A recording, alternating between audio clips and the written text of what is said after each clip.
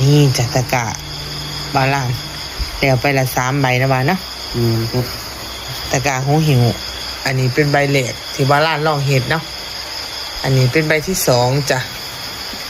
ขนาดความกว้างความสูงนี่พอกันนะบ้านเนาะตีกันครับอันนี้เป็น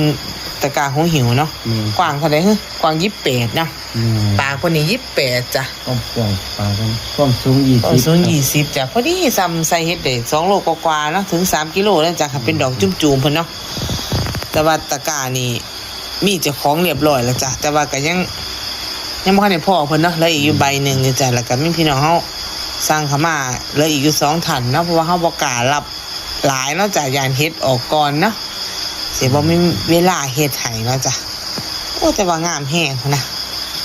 แต่ว่าตะกร้านี่เฮ็ดออกมาแต่ละใบนี่รูปทรงสิบ่ได้คือกันทุกใบเด้อจ้ะ